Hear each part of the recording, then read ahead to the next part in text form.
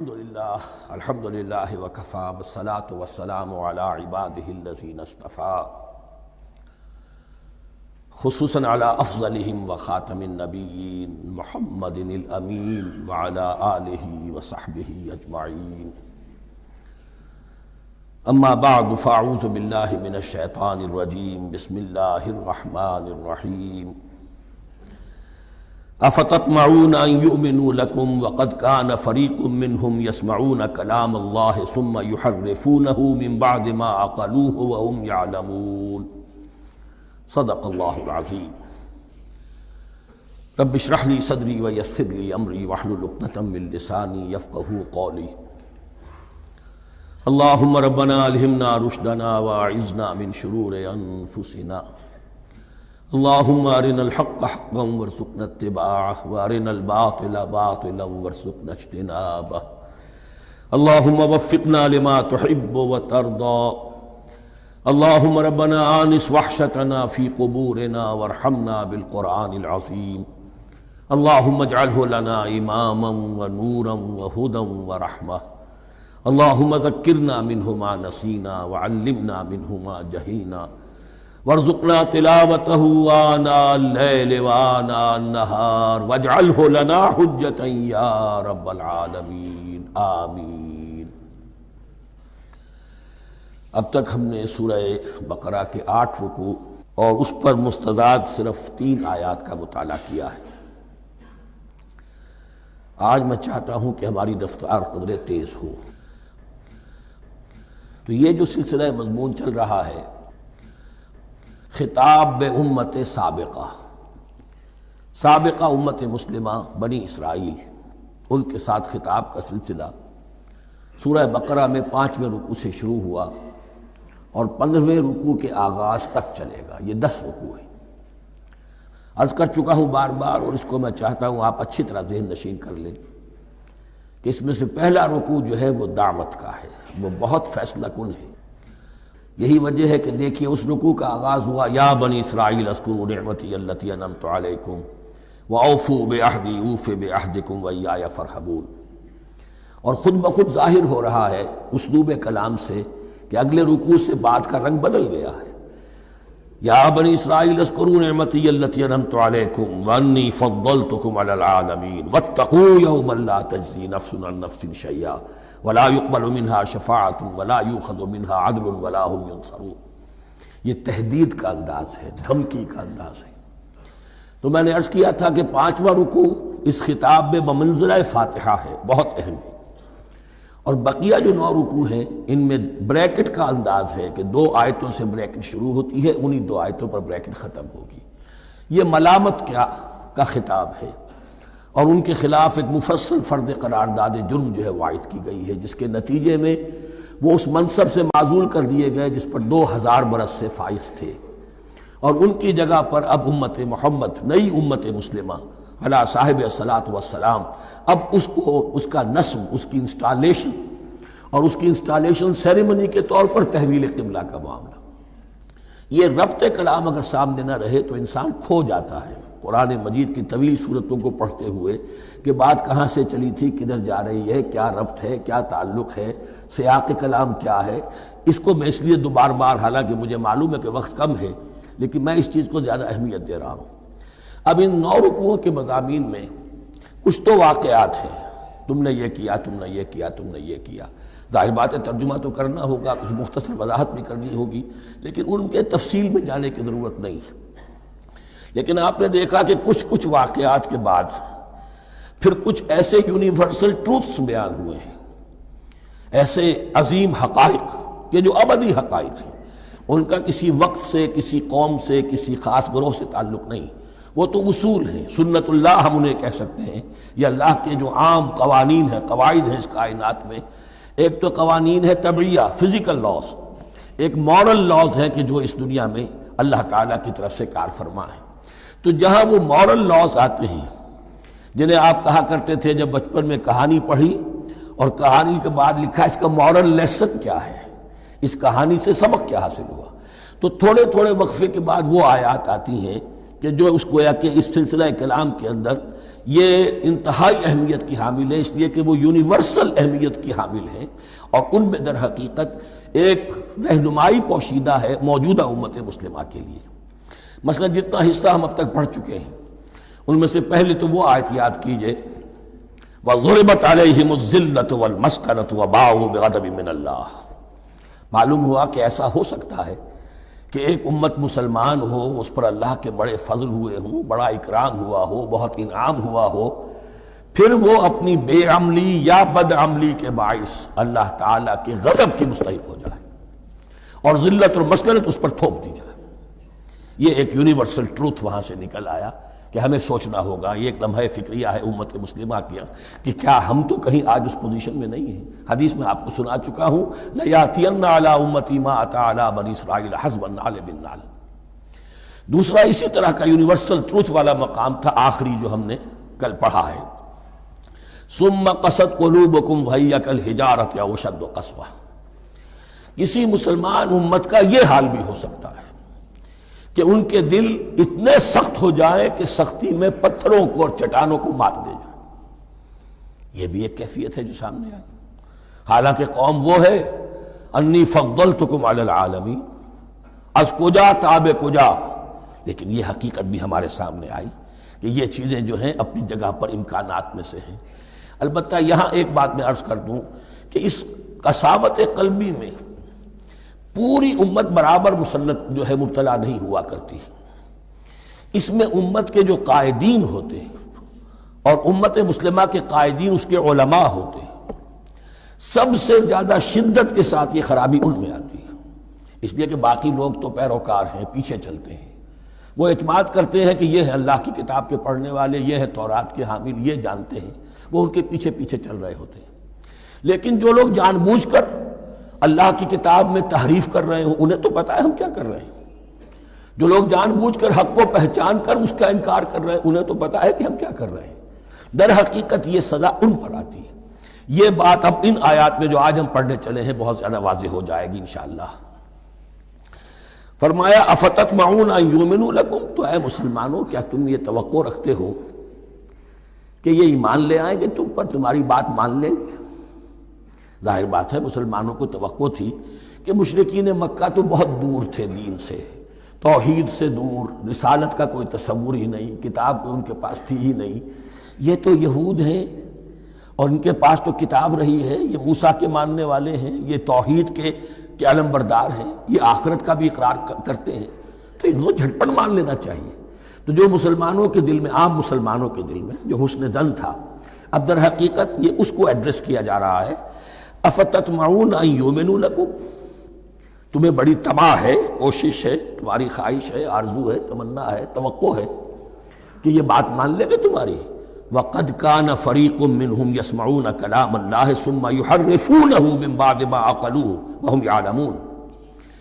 جبکہ حال یہ ہے کہ ان میں سے ایک جماعت، ایک گروہ وہ بھی ہے کہ جو اللہ کے کلام کو سن کر پھر اس میں تحریف کرتا رہا ہے، اس کے بعد کہ اس کو سمجھ لیتا تھا اور اچھے جان بوجھ کر تحریف کرتا تھا۔ اب ظاہر بات وہ گروہ کون ہوں گے؟ علماء ہی تو ہیں نا۔ عام آدمی تو تحریف نہیں کر سکتا تھا، تحریف کرنے والے تو علماء تھے۔ افتؤمنون ان یؤمنوا لکم وقد کان فریق منهم یسمعون کلام اللہ ثم یحرفونہ من بعد ما عقلوہ وهم یعلمون واذا لقوا الذین آمنوا قالوا آمنا۔ اب دیکھیے ایک بات بڑی عجیب سامنے آئے گی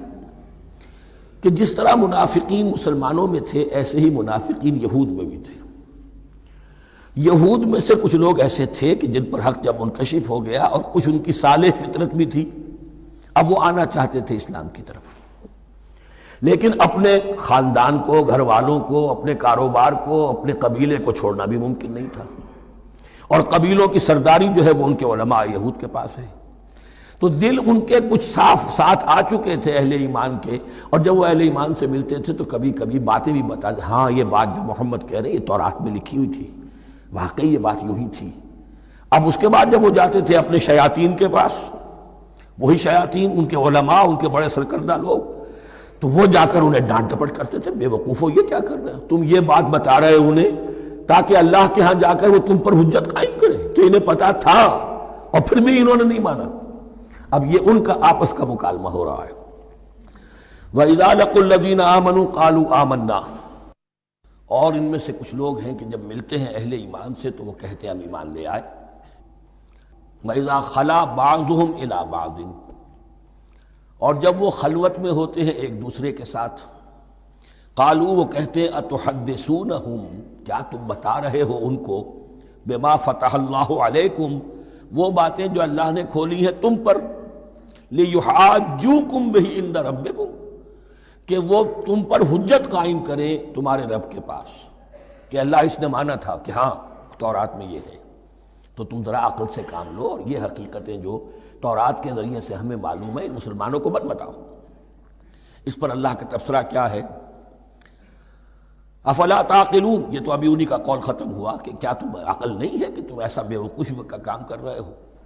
اولا یعلمون، یہ تبصرہ اللہ کا ہے، تو کیا یہ لوگ نہیں جانتے ان اللہ یعلم ما یسرون وما یعلنون، کہ اللہ تو جانتا ہے وہ سب کچھ بھی جو وہ چھپاتے ہیں اور وہ سب کچھ بھی جسے وہ ظاہر کرتے ہیں۔ تو چاہے یہ باتیں مسلمانوں کو بتاؤ نہ بتاؤ، اللہ کی طرف سے تو محاسبہ ہو ہی جانا ہے، لہذا یہ بھی ان کی ناسمجھی کی دلیل ہے۔ اب آ رہی ہے وہ اصل اہم بات جو میں نے آج ابتدا میں بیان کر دی تھی، وَمِنْهُمْ أُمِّيُّونَ، ان میں سے بھی ایک طبقہ تو ہے ان پڑھ لوگوں کا۔ اب دیکھیے امی اصل میں تو ایک طرح سے کہنا چاہیے کہ مشرکین عرب کے لیے لفظ ہے قرآن مجید میں، کیوں؟ ان کے اندر پڑھنے لکھنے کا رواج بھی نہیں تھا، کوئی آسمانی کتاب بھی ان کے پاس نہیں تھی۔ لیکن اب یہود کے بارے میں کہا جا رہا ہے، جیسے آج مسلمان ہیں کہ اکثر و بیشتر مسلمان تو جاہل ہیں، چاہے پی ایچ ڈی کیا ہوا، پی ایچ ڈی تو فزکس میں کیا ہوا ہے، قرآن کی الف بیتیں نہیں آتی، دین کے جو ہیں مبادی تک سے ناواقف ہیں، بہت پڑھے لکھے، اس کو ہمارے بعد لوگ کہتے ہیں پڑھے لکھے جاہل۔ آج کی عظیم اکثریت مسلمانوں کے پڑھے لکھے مسلمانوں کی وہ پڑھے لکھے جاہلوں پر مشتمل ہے، اس میں شامل کر لیجئے ہماری اکثریت جو ہے ہی بغیر پڑھی لکھی۔ تو اب انہیں کیا پتا، وہ تو سارا اعتماد کریں گے علماء پر، کوئی بریلوی ہیں بریلوی علماء پر اعتماد کریں گے، کوئی دیوبندی ہے وہ دیوبندی علماء پر اعتماد کریں گے، کوئی اہل حدیث ہے وہ اہل حدیث علماء پر اعتماد کریں گے۔ منہم امیون، اب امیون کا سہارا کیا ہوتا ہے؟ منہم امیون لا یعلمون الکتاب الا امانیہ، وہ کتاب سے تو واقف نہیں ہوتے، اپنی کچھ خواہشات ہیں کہ جن کو جانتے ہیں۔ یہ خواہشات بعد میں کھل جائے گا، یہ خواہشات کیا ہیں؟ ہم تو اسرائیلی ہیں، ہم تو اللہ کے محبوب ہیں، ہم تو امت محمد میں ہیں، ہماری تو شفاعت ہو ہی جائے گی، یہ امانی ہے۔ تلک امانیہم، اور ہمیں تو جہنم میں داخل کیا بھی تو تھوڑے سے عرصے کے لیے، ہمیں نکال لیا جائے گا، یہ امانی ہے۔ تو ان کے پاس تو یہ تو ان امانی، امنیہ کہتے ہیں خواہش، امانی اس کی جمع ہے، یہ اپنی خواہشات، انگریزی کا لفظ صحیح تعبیر کرے گا وشفل تھنکنگ، یہ اپنی اس وشفل تھنکنگ کے سہارے جی رہے ہیں، علم ان کے پاس ہے ہی نہیں۔ وَإِنْهُمْ إِلَّا يَظُنُّونَ، اور وہ نہیں کچھ کر رہے مگر ظن و تخمین، گمان ہے، ان کے اپنے من گھڑت خیالات ہیں۔ فَوَيْلٌ لِّلَّذِينَ يَكْتُبُونَ الْكِتَابَ بِأَيْدِيهِمْ، تو اصل ہلاکت اور بربادی اور ویل کے بارے میں بعض روایات یہ بھی آئی ہیں کہ وہ جہنم کا وہ طبقہ ہے جس سے خود جہنم پناہ مانگتی ہے، سخت ترین۔ تو وہ ویل، وہ تباہی جو ہے ان کے لیے ہے جو کتاب لکھتے ہیں اپنے ہاتھ سے، ثم یقولون ھذا من عند اللہ، اور پھر کہتے ہیں یہ اللہ کی طرف سے ہے، لیشتروا بہ ثمنا قلیلا، تاکہ حاصل کر لیں اس سے کچھ بڑی گھٹیا سی حقیر سی قیمت، یعنی فتویٰ نویسی جس کا معاملہ ہے۔ اب کوئی شخص آیا، اس نے ایک رائے پوچھی، انہوں نے اپنا جو بھی ہے وہ لکھا اور کہا یہی دین کا تقاضا ہے، بس یہی علم ہے، یہی اللہ کی بات ہے۔ اب اس میں کتنا کچھ واقعتاً انہوں نے صحیح بات کہی ہے، کتنی ہٹ درمی سے کام لیا ہے، کتنی کسی رشوت کے مبنی کو رائے دی ہے، خود بدلتے نہیں قرآن کو بدل دیتے ہیں، وہ کس درجہ فقیہان حرم بے توفیق۔ تو یہ ان کے علماء کا کردار تھا۔ ثم یقولون ھذا من عند اللہ لیشتروا بہ ثمنا قلیلا فویل لہم مما کتبت ایدیہم، تو ہلاکت اور بربادی ہے ان کے لیے اس چیز سے کہ جو ان کے ہاتھوں نے لکھی، وویل لہم مما یکسبون، اور ان کے لیے ہلاکت اور بربادی ہے اس کمائی سے جو وہ کر رہے ہیں۔ یہ سارا دھندا جو ہے فتویٰ فروشی کا اور دین فروشی کا، اس کے لیے تباہی وہ اپنے لیے مول لے رہے ہیں، اس سے کوئی ان کو اللہ تعالیٰ کے ہاں کوئی اجر و ثواب نہیں ملے گا۔ وقالوا، اب یہ آگے امانی، وقالوا لن تمسنا النار الا ایاما معدودہ، وہ کہتے ہیں ہمیں تو آگ چھو ہی نہیں سکتی، ہاں گنتی کے چند دن، صرف یہ کہ دوسروں کی آنکھوں میں دھول جھونکنے کے لیے کہ کوئی اعتراض نہ کر دے، اللہ ہمیں آگ میں پھینکا جا رہا اور ان کو نہیں پھینکا جا رہا، یہ ہم سے بھی بدتر تھے کردار میں، تو شاید ان کا منہ بند کرنے کے لیے چند دن کے لیے ہمیں جہنم میں ڈال دیں گے، پھر فوراً نکال لیں۔ وقالوا لن تمسنا النار الا ایاما معدودہ، اور وہ کہتے ہیں کہ نہیں چھو سکتی ہمیں آگ مگر گنتی کے چند دن۔ قل اتخذتم عند اللہ عہدا، ان سے کہیے کیا تم نے اللہ سے کوئی عہد لے لیا ہے، کوئی قول و قرار ہو گیا ہے؟ فلن یخلف اللہ عہدہ، کہ تمہیں یہ یقین ہے کہ اللہ اپنے عہد کے خلاف نہیں کرے گا؟ ام تقولون علی اللہ ما لا تعلمون، یا تم اللہ کی طرف اس بات کی نسبت کر رہے ہو، تہمت لگا رہے ہو، جڑ رہے ہو یہ بات اللہ پر جو تم نہیں جانتے، جس کے لیے تمہارے پاس کوئی علم نہیں ہے۔ بلا من کسب سیئۃ، اب یہ انتہائی وہ یونیورسل ٹروتھس جو ہے جو میں نے کہا تھا، ابدی حقائق، اس کی عظیم ترین حقیقت آ رہی ہے، نوٹ کیجئے۔ بلا، کیوں نہیں، من کسب سیئۃ، جس شخص نے جان بوجھ کر ایک گناہ کمایا، لیکن گناہ بڑا، کبائر، صغائر نہیں، سیئۃ، یہ اس کی جو تنکیر ہے وہ ایک کا فائدہ بھی دے رہی ہے اور تفخیم کا بھی، جس نے بھی جان بوجھ کر کسبا، ایک گناہ کمایا، فاحاطت بہ خطیئتہ، اور اس کی خطا نے اس کا گھیراؤ کر لیا، یعنی ایک ہی گناہ ہے، سود کھا رہا ہے، باقی نماز ہے، تہجد ہے، یہ ہے وہ ہے، لیکن اس ایک گناہ کی برائی بھی اتنی اس کے گرد جو ہے چھا جائے گی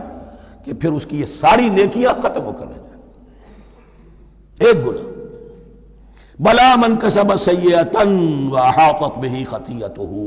فاولئک اصحاب النار هم فیہا خالدون، اس میں ہمارے مفسرین نے یہ لکھا ہے کہ اس کی خطا کاری اتنی اس کے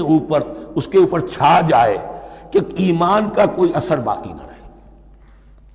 اور المعاصی برید الکفر، یہ علماء کے ہاں اصول ہے کہ یہ جو گناہ ہوتے ہیں یہ ڈاک ہے کفر کی، ہوتے ہوتے گناہ پر مداومت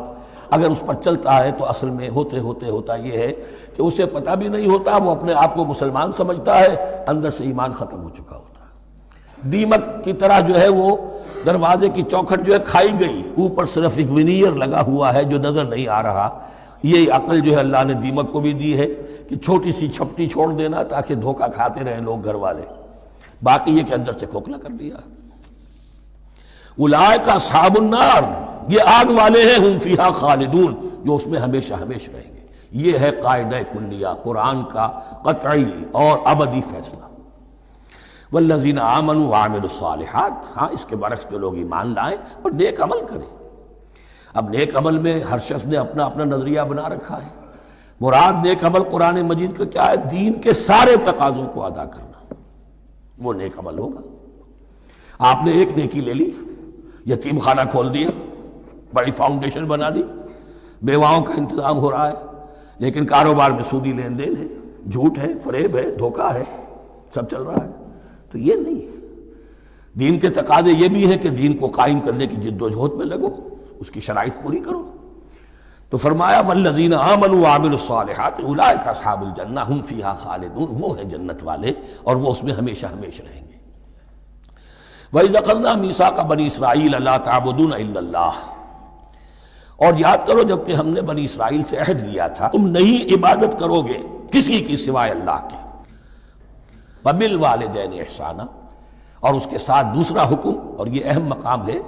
کہ اللہ کے حق کے فوراً بعد والدین کے حق کا ذکر قرآن مجید میں 4 مقامات پر آیا، ان میں سے ایک مقام یہ ہے وَبِالْوَالِدَيْنِ إِحْسَانًا، والدین کے ساتھ نیک سلوک کرو گے، وَذِي الْقُرْبَى، اور قرابت داروں کے ساتھ بھی، وَالْيَتَامَى، اور یتیموں کے ساتھ بھی، وَالْمَسَاكِينَ، اور محتاجوں کے لیے بھی، وَقُولُوا لِلنَّاسِ حُسْنًا، اور لوگوں سے اچھی بات کہو، اچھی بات کہو، صحیح بات کہو، امر بالمعروف کرتے رہو، نیکی کی دعوت دیتے رہو، وَأَقِيمُوا الصَّلَاةَ وَآتُوا الزَّكَاةَ، اور نماز قائم کرو، قبائل قائم رکھو اور زکوٰۃ ادا کرو گے، یہ گویا کہ معاہدہ ہو رہا ہے۔ ثُمَّ تَوَلَّيْتُمْ، پھر دیکھو تم نے اس سے پیٹھ موڑ لی، إِلَّا قَلِيلًا مِّنْكُمْ، سوائے تم میں سے تھوڑے سے لوگوں کے،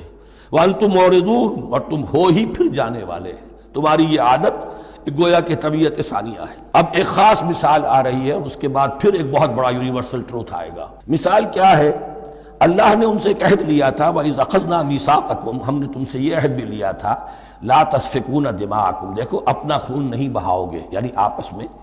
جنگ نہیں کرو گے، لڑو گے نہیں، تم بنی اسرائیل ایک وحدت بن کر رہو گے، جیسے کہ قرآن مجید میں آیا ہے انما المؤمنون اخوۃ، تم بھائی بھائی ہو، لا تسفکون دماءکم، اپنا خون نہیں بہاؤ گے، ولا تخرجون انفسکم من دیارکم، اور نہ ہی تم نکالو گے اپنے کچھ لوگوں کو ان کے گھروں سے۔ اب یہاں مجھے وضاحت کرنی پڑے گی ورنہ بات سمجھ میں نہیں آئے گی کہ جب حضرت یوشع ابن نون کی سرکردگی میں بنی اسرائیل نے فلسطین کو فتح کرنا شروع کیا، اور سب سے پہلے جیریکو فتح کیا گیا شہر، اس کے بعد جب سارا فلسطین فتح کر لیا تو انہوں نے ایک مرکزی حکومت قائم نہیں کی، 12 قبیلوں نے 12 حکومتیں بنا لی، جیسے 12 چشمے تھے پانی کے ویسی 12 حکومتیں۔ اب ظاہر بات ہے جہاں 12 حکومتیں ہوں گی تو وہ طوائف الملوکی جس کو کہتے ہیں، آپس کی کھٹ پٹ ہوتی تھی، جنگیں ہوتی تھی، پھر ان میں سے ایک دوسرے پر حملہ کر کے وہاں کے لوگوں کو نکال باہر کرتے تھے، بھاگنے پر مجبور کر دیتے تھے، تو یہ تھی ان کی کیفیت۔ لیکن اس کے بعد پھر جب وہ لوگ چلے گئے کہیں کفار کے ملک میں چلے گئے، اب کفار نے جو ہے ان کو لا کر اور ان کے سامنے ان کے ہاں بیچنا چاہا، چونکہ غلام بن گئے وہاں جا کر، یا انہوں نے غلام بنا لیا، تو اب فدیہ دے کر چھڑا رہے ہیں کہ ہمیں حکم دیا گیا ہے کہ جو بھی تمہارا اسرائیلی بھائی ہو اس کو فدیہ دے کر چھڑا لو اگر کہیں وہ اسیر ہو جائے۔ تو ایک حکم کو تو مانا نہیں اور دوسرے پر عمل ہو رہا ہے۔ حکم تو یہ تھا کہ آپس میں خون ریزی کرو ہی نہیں، وہ اس حکم کو تو توڑ دیا، لیکن بڑے متقیانہ انداز میں اب جو اس وقت اس کی وجہ سے جو غلام بن گئے یا اسیر ہو گئے اب ان کو چھڑوا رہے کہ اللہ کا حکم ہے، شریعت کا حکم ہے۔ یہ ہے وہ تضاد جو مسلمان امتوں کے اندر ہو جاتا ہے، اس پر آئے گا وہ یونیورسل ٹروتھ۔ وَإِذْ أَخَذْنَا مِيثَاقَكُمْ لَا يَسْتَسْفِكُونَ دِمَاءَكُمْ، جب یاد کرو جب کہ ہم نے تم سے عہد لیا تھا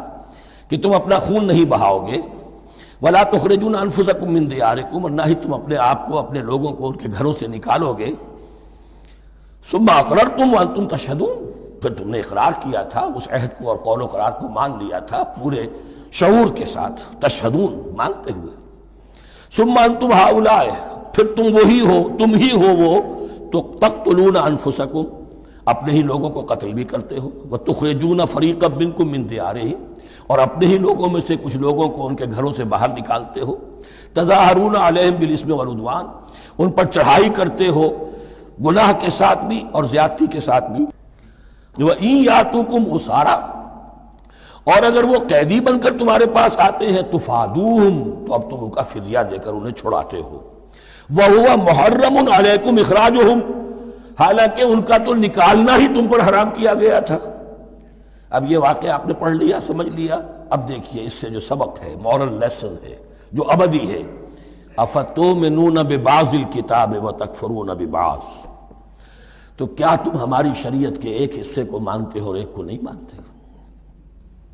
اب دیکھیے یہ الفاظ اب ہوں گے تعویل عام، جہاں کہیں بھی یہ طرز عمل ہوگا تو یہ آیت اس کو کور کرے گی۔ افتؤمنون ببعض الکتاب وتکفرون ببعض، تو کیا تم مانتے ہو ہماری کتاب کے ایک حصے کو اور ایک کو نہیں مانتے؟ فما جزاء من يفعل ذلك منکم، تو نہیں ہے کوئی سزا اس کی جو یہ حرکت کرے تم میں سے، الا خزي في الحیات الدنیا، سوائے اس کے کہ دنیا کی زندگی میں رسوائی ہو، ذلت ہو، وَيَوْمَ الْقِيَامَةِ،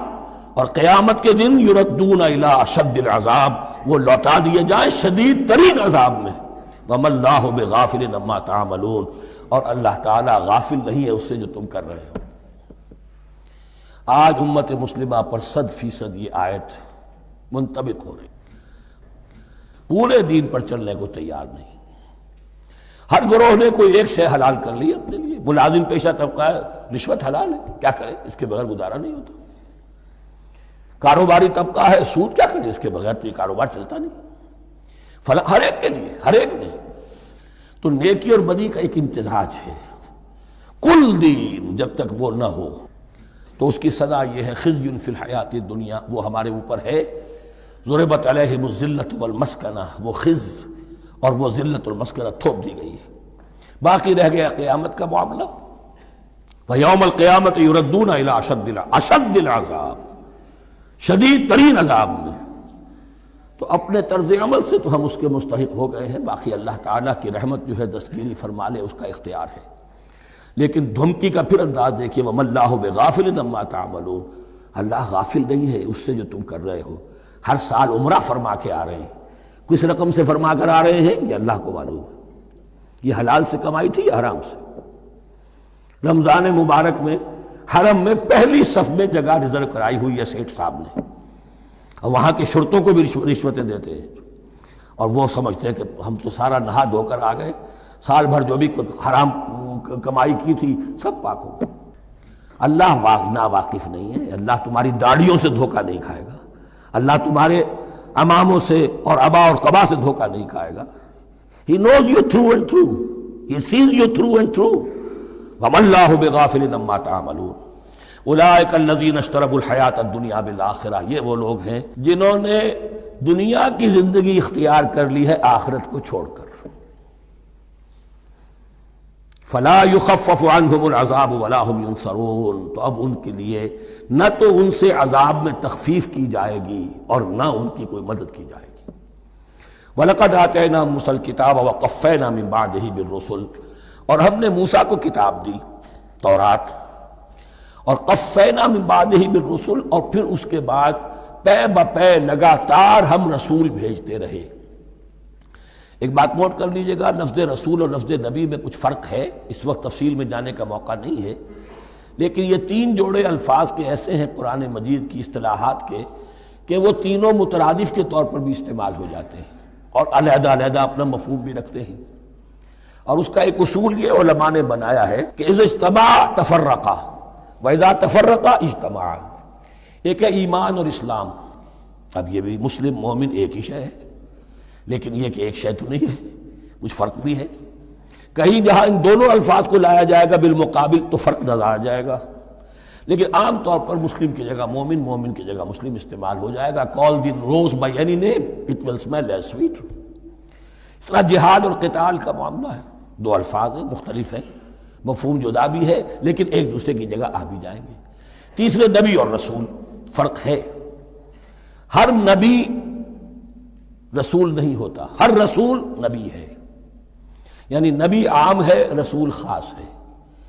نبی کو جب کسی خاص قوم کی طرف معین طور پر بھیج دیا جاتا ہے تب وہ رسول ہو جاتا ہے،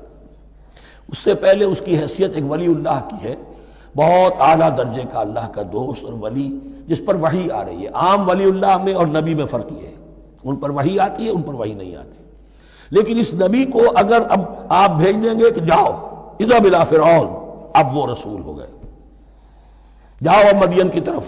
الی مدین اخاہم شعیبا، اب رسول ہو گئے۔ تو یہ فرق ہے نبی اور رسول کا۔ جیسے آپ کے ہاں سی ایس پی کاڈر ہے،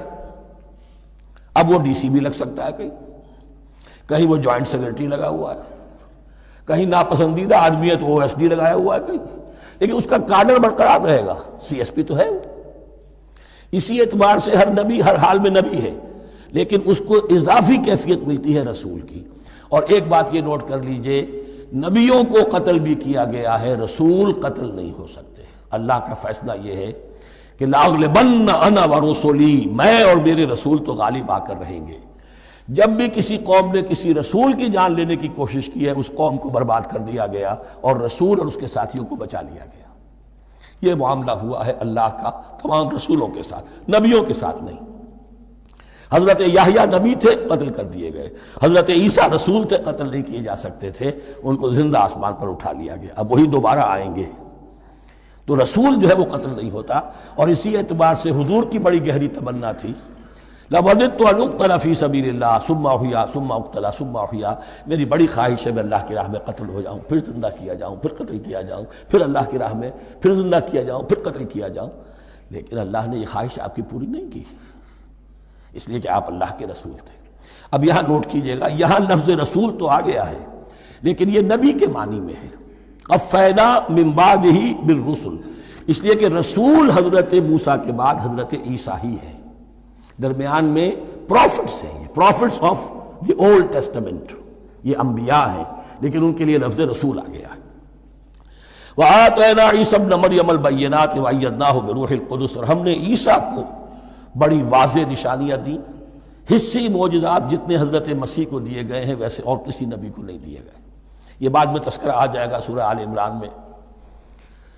اور ہم نے مدد کی ان کی روح القدس کے ساتھ، حضرت جبرائیل کی خاص تائید انہیں حاصل تھی۔ ظاہر بات ہے، میں نے عرض کیا ہے کہ جو معجزہ ہوتا ہے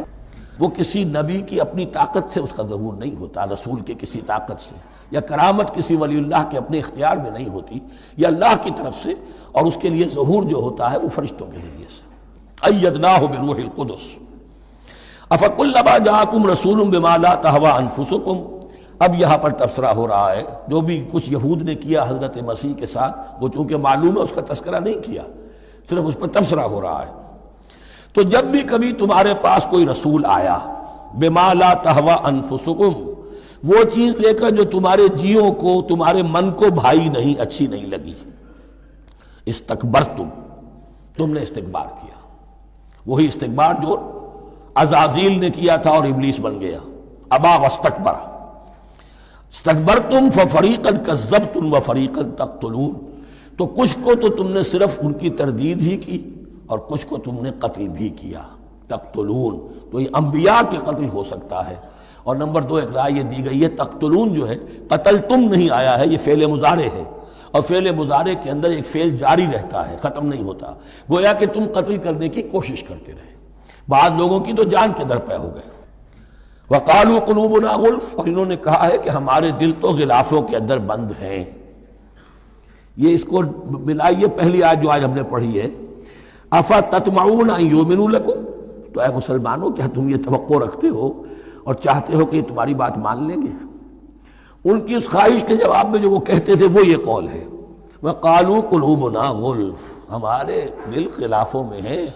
میاں تمہاری بات ہم پر اثر نہیں کر سکتی، جاؤ کسی اور سے بات کرو۔ آج بھی آپ کو یہ الفاظ سننے کو مل جائیں گے، قلوبنا غلف، ہمارے دل تو غلافوں میں ہیں، بڑے مضبوط ہیں، مستحکم ہیں، تمہاری بات اس میں گھر کر ہی نہیں سکتی۔ بل لعنہم اللہ بکفرہم، یہ ہے تبصرہ۔ جس کو یہ کہہ رہے ہیں کہ ہمارے دل محفوظ ہیں اور غلافوں میں ہیں،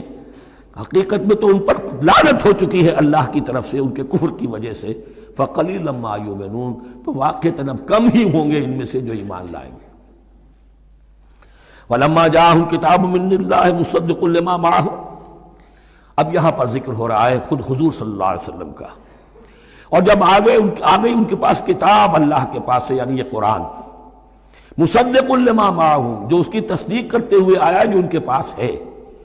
میں اس کی وضاحت کر چکا ہوں،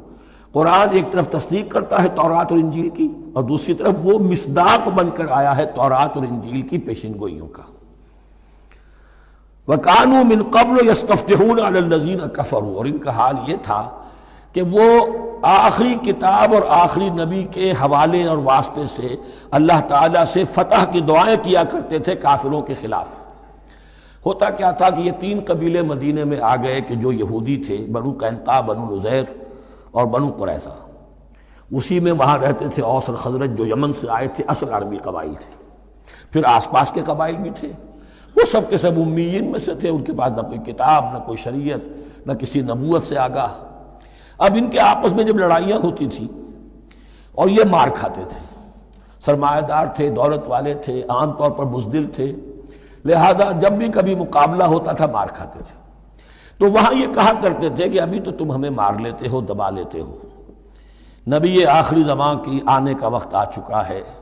وہ نئی کتاب لے کر آئیں گے، جب وہ آئیں گے ہم ان کے ساتھ ہو کر جب تم سے جنگ کریں گے تو تم ہمیں شکست نہیں دے سکو گے، ہمیں فتح حاصل ہوگی۔ اور دعا کیا کرتے تھے اللہ اس نبی آخر الزمان کا ظہور جلد ہو تاکہ اس کے واسطے سے اور اس کے ذریعے سے اس کے صدقے ہمیں فتح مل سکے۔ یہ دعائیں تھیں، چونکہ خزرج اور اوس کے لوگوں نے ان کی یہ دعائیں سنی ہوئی تھیں۔ یہی وجہ ہے کہ حج میں سن 11 نبوی کے حج میں یا سن 10 نبوی کے حج میں جب وہاں پر 6 آدمیوں سے حضور نے بات کی جو خزرج کے تھے، سب کے سب انہوں نے کلنکھیوں سے ایک دوسرے کو دیکھا، معلوم ہوتا ہے یہ وہی نبی ہے جن کا ذکر یہ یہودی کرتے ہیں، تو اس سے پہلے کہ وہ ایمان لائے تم ایمان لے آؤ۔ گویا کہ وہ علم بالواسطہ طور پر جو انہیں پہنچا تھا وہ ان کے لیے کتنا بڑا سرمایہ بن گیا، ان کی نجات کا ذریعہ بن گیا۔